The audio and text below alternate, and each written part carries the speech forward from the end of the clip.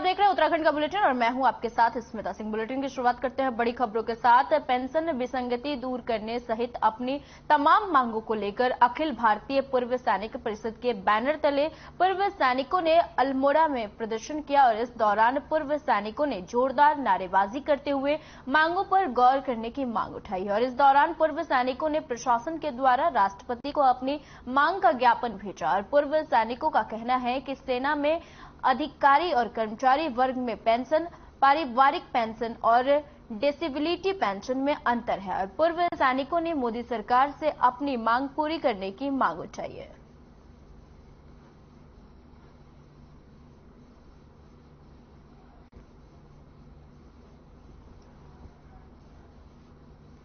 और हमारे बैनर तले और भी बहुत सारे पूर्व सैनिक ये कार्यक्रम कर रहे हैं जो जंतर मंतर में पिछले 20 फरवरी से चल रहा है। उस धरने को पूरे 100 दिन हो गए हैं, लेकिन सरकार अभी तक सोई पड़ी है पूर्व सैनिकों की मांगों को लेकर के। उसके कान में जूं नहीं सरका है और हम उम्मीद करते हैं कि सरकार को इस बात को संज्ञान में बार बार हम दे रहे हैं। आज भी हमने ज्ञापन देना है राष्ट्रपति महोदया को, भारत सरकार और प्रधानमंत्री भारत सरकार और रक्षा मंत्री सरकार को हम ज्ञापन भेज रहे हैं यहाँ पर जिला अधिकारी के मार्फत से।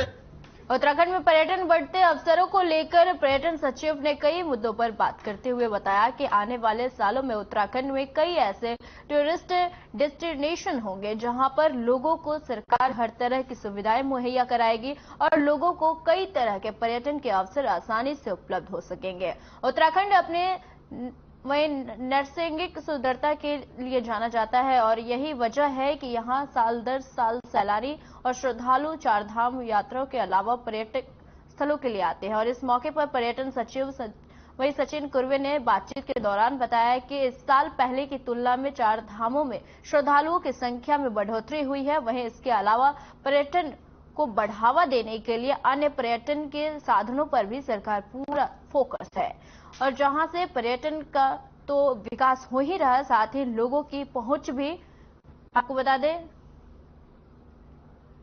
उन इलाकों तक हो सकेगी और जहां वहां प्रदेश में पर्यटन की गतिविधियां चल रही है तो सरकार द्वारा अब एरो टूरिज्म के तहत ब्रेकफास्ट टूरिज्म पर फोकस किया जा रहा है, जिसका मैं आपको बता दें कि 15 जून से शुभारंभ किया जाएगा और इसके तहत पॉपुलर पर्यटन स्थलों से पर्यटकों को रिमोट डेस्टिनेशन की और हेलीकॉप्टर से भ्रमण करवाया जाएगा।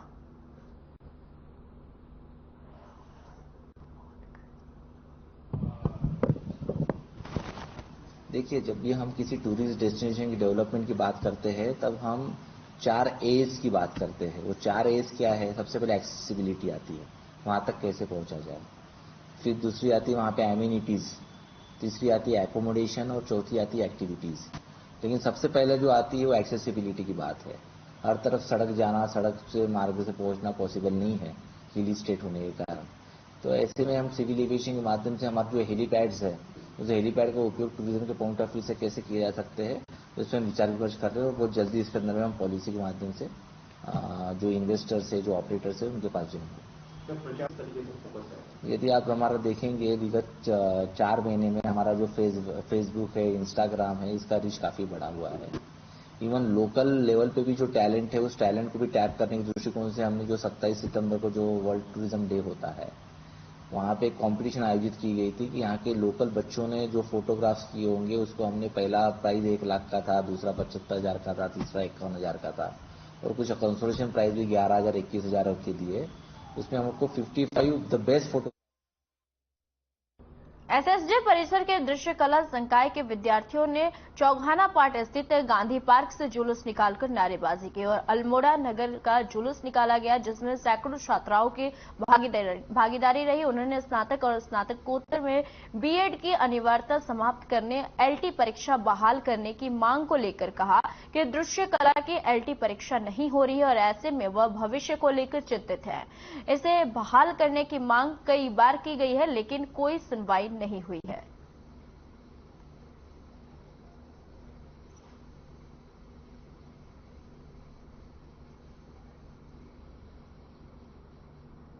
हम 9 दिन से धरने में बैठे हैं। आज हमारा 9वां दिन, हम धरने के साथ रैली भी निकाल रहे हैं। इसका मुख्य कारण ये है कि जो फाइन आर्ट है इसमें बीएड मांगा जा रहा है, जो कि होता नहीं है और कोई कॉलेज बीएड कराता नहीं है फाइन आर्ट को। हम यूजीसी हमको कहता है कि इनका कोड बीएड के इक्वल है, बीएड के समान है, और कोई यूनिवर्सिटी इनको बीएड नहीं कराती है। और एनसीटी कह रहा है कि हमारे पास इनके लिए नियम नहीं है, तो फाइन आर्ट के विद्यार्थी जाएंगे कहाँ?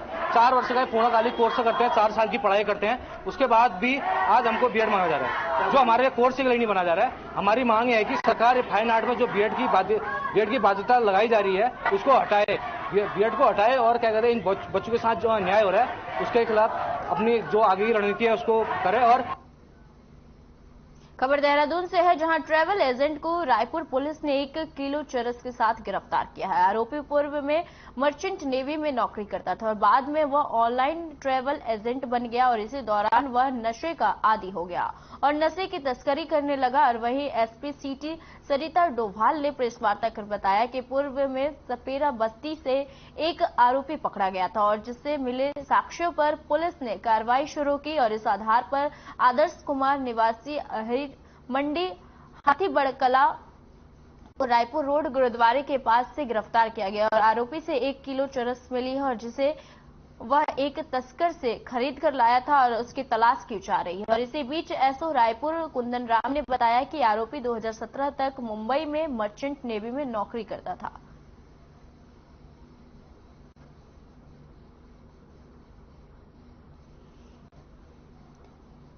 तो हमारा अभियान चल रहा ड्रग्स के विरुद्ध कार्रवाई का, उसी क्रम में थाना रायपुर पुलिस द्वारा जो है एक अभियुक्त की गिरफ्तारी की गई है, जिसके पास से 1 किलो चरस की बरामदगी की गई है। ये अभियुक्त आदर्श कुमार यहीं हाथीबड़कला का रहने वाला है और इसके द्वारा सहारनपुर से ये ड्रग्स ला करके यहाँ सप्लाई की जाती थी।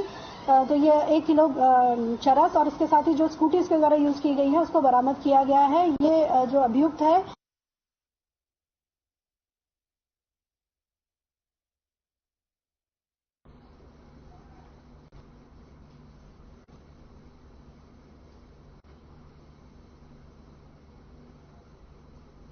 दिल्ली में 16 वर्षीय लड़की की निर्मम हत्या और लंबे समय से धरने पर बैठे महिला पहलवानों पर हुए लाठीचार्ज के विरोध में आम आदमी पार्टी जिला नैनीताल के कार्यकर्ताओं ने महामहिम राष्ट्रपति को एक प्रार्थना पत्र सौंपते हुए हल्द्वानी के सिटी मजिस्ट्रेट के माध्यम से देकर दिल्ली के उपराज्यपाल के इस्तीफे की मांग की है।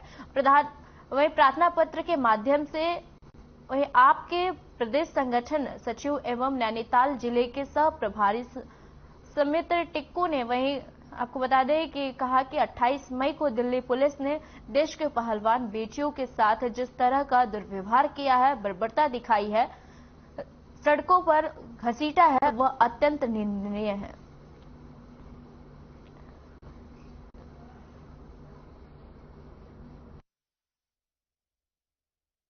महिला पहलवानों के साथ पुलिस ने एक निरंकुश व्यवहार किया है, दुर्व्यवहार हुआ है। आम आदमी में बहुत रोष है और उसके उपरांत जिस तरह से कल एक नृशंस हत्या हुई है, हमारी बेटी की 16 साल की एक बेटी की नृशंस हत्या हुई है, तो इसमें दिल्ली पुलिस पूरी तरह से दागदार है। और क्योंकि ये उपराज्यपाल के अधीन है तो आम आदमी पार्टी और उसके कार्यकर्ता मांग करते हैं कि उपराज्यपाल को ये नैतिक जिम्मेदारी लेते हुए अत्यंत अपने पद से इस्तीफा देना चाहिए। देखिए, जिस तरह से हम आज तक देखते आए हैं कि पूरे हिंदुस्तान की सरकारें कहती है बेटी पढ़ाओ बेटी बचाओ, और यहाँ पे जो है भारतीय जनता पार्टी मेडल लाओ और लाठी खाओ अपनी बेटियों के साथ कह रहे हैं, ये अत्यंत निंदनीय है और इसमें एक आम आदमी चुप नहीं बैठेगा। भीमताल विधानसभा क्षेत्र में निर्माण कार्यों में विकास प्राधिकरण के नियम में बदलाव को लेकर भीमताल विधानसभा क्षेत्र के जनप्रतिनिधियों ने कुमाऊं कमिश्नर से मुलाकात कर अपनी बात रखी है। वहीं जनप्रतिनिधियों ने बताया कि भीमताल विधानसभा क्षेत्र में विकास प्राधिकरण के अंतर्गत 60 मीटर की अनुमति दी गई है और वहीं एग्रीकल्चर भूमि आबादी क्षेत्र में आने के बाद भी निर्माण कार्य की अनुमति नहीं दी जा रही है, जिस कारण स्थानीय युवा अपनी ही जमीनों पर रोजगार के लिए होम स्टे नहीं बना पा रहे हैं और जिस कारण से स्थानीय लोगों को दिक्कतों का सामना करना पड़ रहा है। वहीं लोगों ने इस मामले को लेकर कुमाऊं कमिश्नर दीपक रावत से गुहार लगाई है।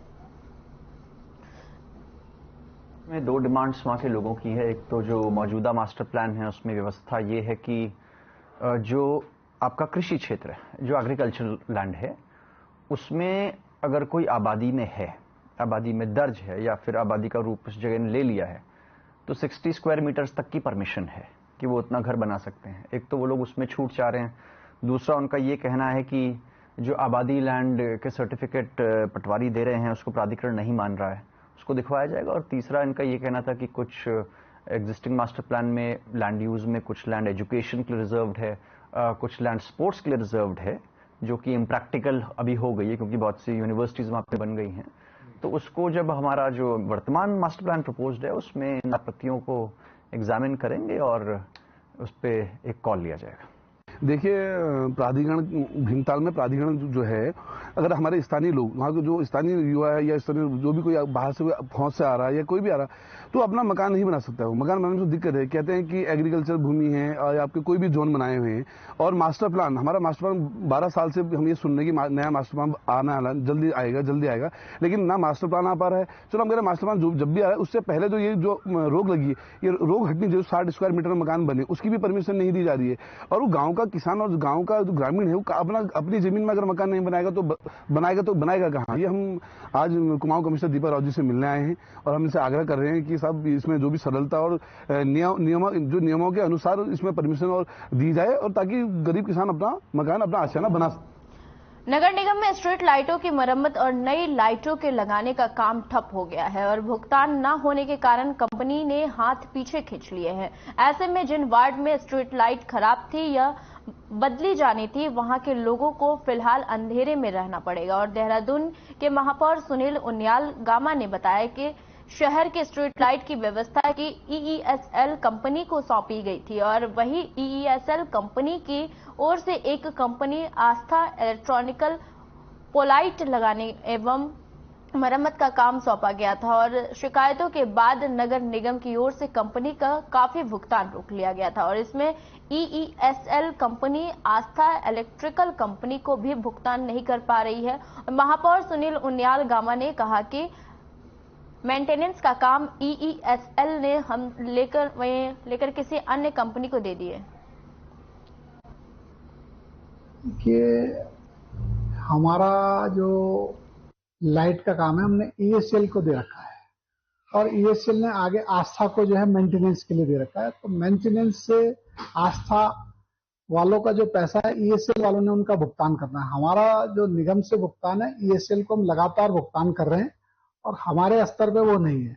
अगर ये इसके आस्था वालों और EESL वालों का नहीं होगा तो वो हम इसको जो है जो मेंटेनेंस का काम है इसको EESL से लेकर जो है किसी और को देंगे ताकि ये शहर की जो हमारी लाइटों की व्यवस्था ये ठीक हो सके। और जो लगातार जो शिकायतें आ रही है, क्योंकि पिछले साल बरसात में शिकायत आई थी और वो लगातार अभी भी बनी हुई है, अभी भी कुछ दिन ठीक हुई, उसके बाद फिर वैसी हो गई, बरसात फिर आने वाली है। तो इसलिए हमारा प्रयास होगा कि आस्था से और EESL से जो है इनका अगर तालमेल नहीं होता तो किसी थर्ड पार्टी को देके ताकि हमारी जो वन रैंक वन पेंशन योजना में विसंगतियों को लेकर आज यहां पूर्व सैनिकों ने एक मार्च निकाला और राष्ट्रपति, प्रधानमंत्री तथा रक्षा मंत्री के नाम एक ज्ञापन तहसीलदार के माध्यम से भेजा। और आज विजय पथ पूर्व सेनानी एकता समिति के तत्वाधान में भारी संख्या में पूर्व सैनिक यहां महाराणा प्रताप चौक पर इकट्ठा हुए और रामनगर रोड से एक मार्च निकालते हुए उप जिलाधिकारी कार्यालय पहुंचे, जहां SDM के छुट्टी पर होने की वजह से तहसीलदार यूसुफ अली को ज्ञापन सौंपा गया। और मार्च के दौरान पूर्व सैनिकों ने केंद्र सरकार के खिलाफ नारेबाजी की और साथ ही भारत माता की जयकारे और नारे लगाए। और मार्च का नेतृत्व कर रहे संगठन के अध्यक्ष विक्रम सिंह रावत ने बताया कि केंद्र सरकार ने 23 दिसंबर 2022 को प्रेस विज्ञप्ति जारी की और वन रैंक वन पेंशन योजना के बारे में जानकारी दी।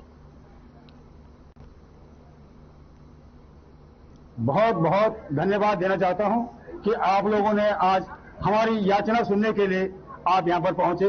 मैं आपका पूरे सहपाठियों का जोर शोर से अपने पूरा नारी शक्ति और पूरा सैनिक शक्ति की तरफ से आपको बहुत बहुत बधाई देना चाहता हूं। जैसा कि आपको मालूम है कि आज जो हमारे पूर्व सैनिकों का दिल्ली जंतर मंतर में आज 100वां दिन है। 100 दिन हमारे साथियों को जंतर मंतर में बैठे बैठे हो चुके हैं।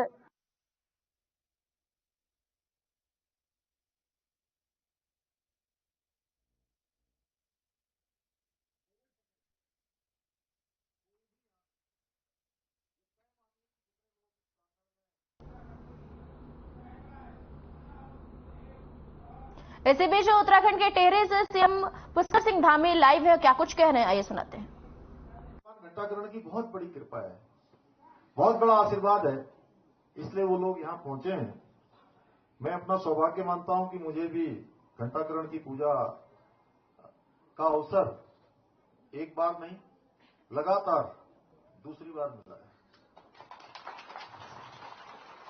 भाइयों बहनों, आज पूरे संपूर्ण दुनिया के अंदर अपनी प्राचीन संस्कृति और सभ्यता के लिए हमारा प्रदेश पूरी दुनिया में प्रसिद्ध है।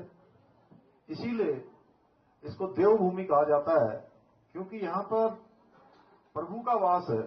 और यह घंटाकरण मंदिर उत्तराखंड का हमारा सबसे पौराणिक मंदिर है, जिसका वर्णन केदारखंड के 148वें अध्याय में वर्णित है।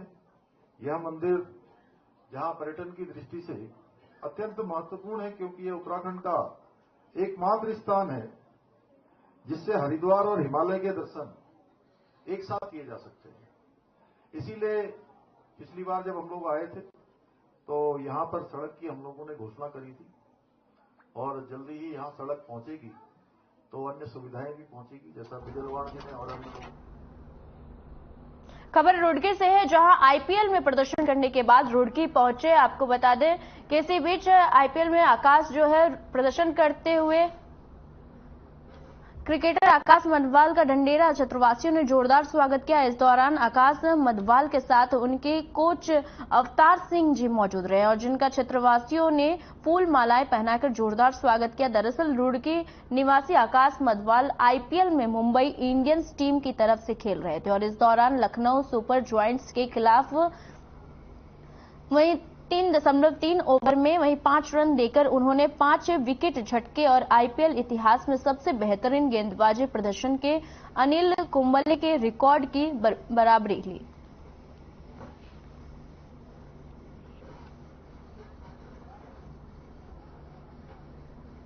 जो अरेंजमेंट हुआ है, मुझे सब भाइयों का मैं शुक्रिया करता हूँ। यहाँ पर ढंढेरे वाले भाइयों का सबका शुक्रिया करता हूँ कि मैं यहाँ आया और सबने इतना अच्छे से वेलकम किया, और मैं ऐसे ही करता रहूंगा और ढंढेरे का नाम और अच्छा करूंगा।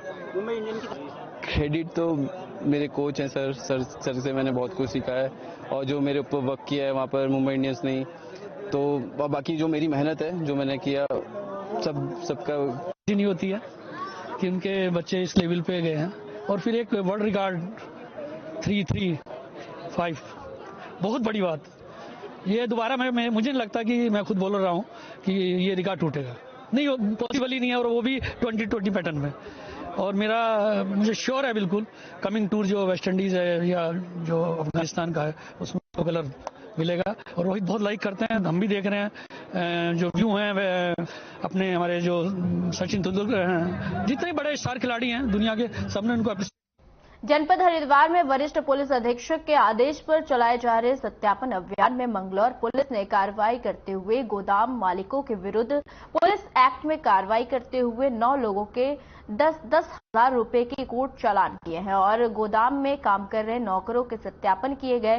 कई किराएदारों के पुलिस एक्ट में चालान भी किए गए और मंगलौर में हुई पुलिस कार्रवाई के बाद कस्बे में हड़कंप मचा रहा। मंगलौर सीओ बीएस चौहान ने बताया कि एसएसपी हरिद्वार के आदेश के बाद मंगलौर कस्बे में कई कबाड़ियों के गोदामों में काम कर रहे बाहरी लोगों के सत्यापन किए गए, जिसमें कई लोग के सत्यापन नहीं हुए थे। इसलिए दर्जनों लोगों के पुलिस एक्ट में कार्रवाई की गई और साथ ही 9 लोगों के भी पुलिस एक्ट में 10-10 हजार रुपए के कोर्ट चालान किए गए हैं। उन्होंने बताया कि यह अभियान आगे भी लगातार चलता रहेगा।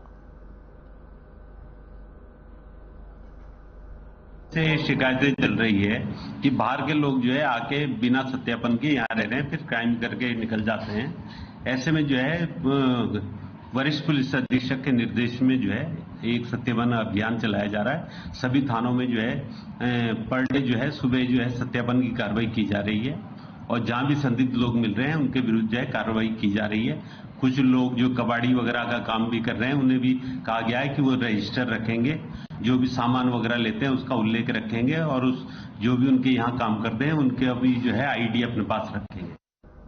गंगा दशहरा के मौके पर हजारों श्रद्धालुओं की भीड़ गंगा वहीं घाटों पर आस्था की डुबकी लगाने के लिए उमड़ पड़ी और त्रिवेणी घाट सहित तमाम गंगा घाटों पर सुबह अमृत बेले से ही श्रद्धालुओं ने गंगा में डुबकी लगाकर मंदिरों में विशेष पूजा अर्चना की। इस दौरान घाटों पर वहीं मौजूद बाबाओं को श्रद्धालुओं ने जमकर दान देकर पुण्य भी अर्जित किया। बता दें कि गंगा अवतरण दिवस को गंगा दशहरा के रूप में धूमधाम से मनाया जाता है और आज के दिन गंगा में आस्था की डुबकी लगाने वाले प्रत्येक व्यक्ति के सारे पाप कट जाते हैं और इस प्रकार की मान्यता प्राचीन काल से चली आ रही है और इसी मान्यता के चलते गंगा दशहरा पर तीर्थ नगरी में हजारों श्रद्धालु कई राज्यों से गंगा स्नान के लिए पहुंचते हैं और आज विशेष रूप से उत्तर प्रदेश, दिल्ली, हरियाणा, राजस्थान, गुजरात और उत्तराखंड के श्रद्धालु गंगा स्नान के लिए पहुंचे।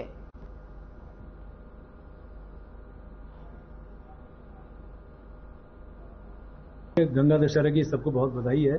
सब जानते हैं कि राजा भगीरथ ने बहुत प्रयास करके मां भागीरथी को जो है धरती पे लाया था और मान्यता है कि आज ही के दिन गंगा जी धरती पे अवतरित हुई थी और गंगा दशहरा पे आज के दिन आप देखिए हरिद्वार, ऋषिकेश और गंगा जी के जहाँ जहाँ पावन तट है वहाँ पे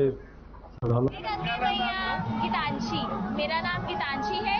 मैं सूरत से आई हूँ, गुजरात से, और ये हमारे वहाँ पे समर हॉलीडेज होती है और स्पेशली हम लोग ऐसा प्रोग्राम बनाया कि हम लोग ऋषिकेश के आज गंगा दशहरा का स्नान पर्व है और आज ही के दिन मां गंगा का धरती पर अवतरण हुआ था और पहली बार मां गंगा धरती पर हरिद्वार में अवतरित हुई थी और इस मौके पर हरिद्वार में गंगा स्नान करने के लिए भारी वही भीड़ उमड़ पड़ी और बड़ी ही संख्या में श्रद्धालु हरिद्वार में वही पौड़ी पर सुबह से गंगा स्नान कर रहे हैं।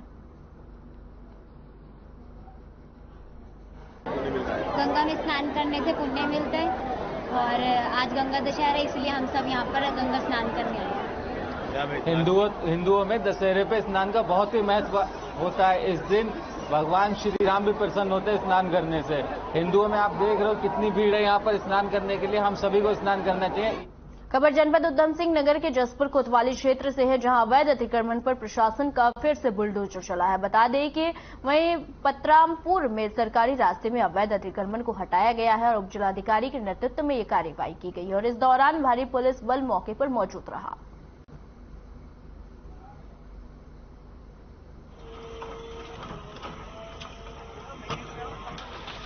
हम लोगों ने आज ये जो कार्रवाई चल रही है ये पतरामपुर में चल रही है, तो इसमें हम लोगों ने 29 लोगों को यहाँ पर नोटिस दिया हुआ था, जिसमें कि 29 से ज़्यादा स्ट्रक्चर आ रहे हैं जो अतिक्रमण की जद में हैं। यहाँ पर सरकारी अभिलेखों में जो रास्ते हैं, जो खाद के गड्ढे हैं, उसमें अतिक्रमण किया गया है, तो उसी के इसमें यहाँ पर कार्रवाई चल रही है। हाँ, ये लगातार ये कार्रवाई चल रही है क्योंकि शासनादेश है कि जो भी सरकारी भूमि पर अतिक्रमण है उसे।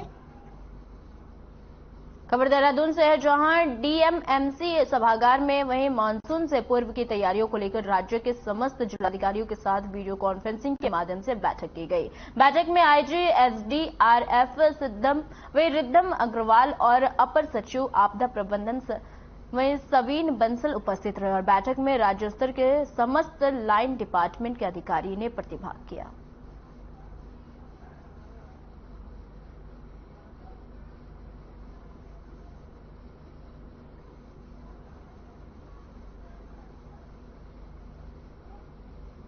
उत्तराखंड सरकार के लिए खनन एवं राजस्व का बहुत बड़ा जरिया है और जिसके लिए सरकार बहुत ज्यादा गंभीर है और समय समय पर राजस्व बढ़ोतरी और राजस्व चोरी रोकने के लिए प्रशासन की ओर से लगातार प्रयास किए जा रहे हैं और इसी कड़ी में खनन सचिव ने बातचीत के दौरान कहा कि सरकार के लिए राजस्व बहुत महत्वपूर्ण है।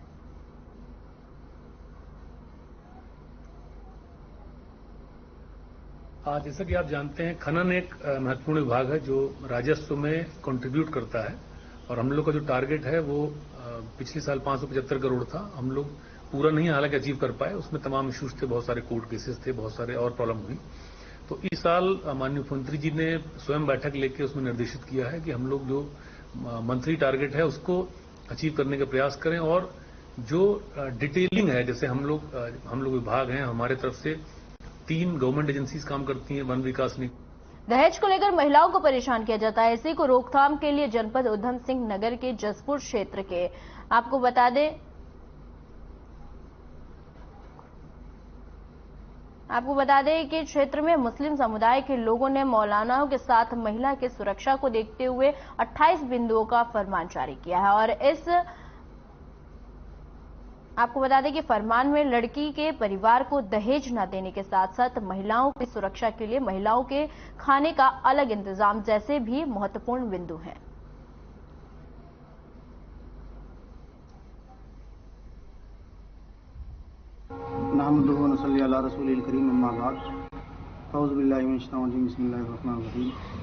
देखिए, उलमाए जसपुर ने जो ये कदम उठाया है माशाअल्लाह बहुत अच्छा है और मैं उलमाए जसपुर को मुकम्मल मुबारकबाद देता हूँ कि वाकई में उन्होंने अच्छा काम किया है। और देखिए, शादी के ताल्लुक से जो उन्होंने कुछ नियम लागू किए हैं, तो देखिए जितना मैंने पढ़ा है मुझे लगता है कि एक अच्छी पहल है और उसको किस ढंग से इम्प्लीमेंट करेंगे तो ये सबसे बड़ी बात है। दूसरी बात, उसमें कुछ पॉइंट्स हैं जो जिनमें सुधार की ज़रूरत है, तो उसमें तो विस्तार से आप चर्चा करेंगे, जब लोग बैठे समाज बैठे, तो उसमें कुछ पॉइंट्स हैं जिसमें जैसे मोबाइल फ़ोन की बात हुई है, पर्दे वाली बात है, कुछ जिससे लड़कियों को कहा गया है, तो उसमें बहुत सारी जैसे कि जसपुर में लगी फरमान जारी किया मौलवियों द्वारा, उसमें जो है महिलाओं के लिए बहुत सी बंदिश लगाई गई है। उसमें जो है पर्दा प्रथा को जोड़ दिया गया है और मोबाइल और फेसबुक पर इसका यूज नहीं कर सकती हैं और कॉलेजों में बुर्का। ये तो हमें बहुत अच्छा लगा है, इस्लामिक नजरिए से बहुत अच्छा है। और वैसे भी हमारी लड़कियां आजकल बहुत ज्यादा बेपर्दा हो चुकी हैं, स्कूल कॉलेजों के नाम पर बहुत ज्यादा बेपर्दा हो चुकी हैं, जॉब के नाम पर बहुत ज्यादा बेपर्दा हो चुकी हैं। और ये जो दोस्ती चल रही है फेसबुक की, व्हाट्सएप की, ये भी बहुत ज्यादा आम हो चुकी है। पहले मैं बताना चाहूंगा कि कांग्रेस पार्टी ही एक ऐसी पार्टी है देश के अंदर जो सभी धर्मों का सम्मान करती है। और उसके अलावा जब भी ये फैसला कांग्रेस की समाज के सामने आया कि जसपुर में एक अच्छी पहल की गई है, उसको पढ़ा गया, समझा गया, उसके बाद देखा कि इसमें सारी ही बातें बहुत अच्छी हैं और ये एक तरह से ये कांग्रेस की नहीं, मतलब एक इस्लाम। उत्तराखंड के बुलेटिन में फिलहाल के लिए इतना ही। मुझे दीजिए इजाजत। नमस्कार।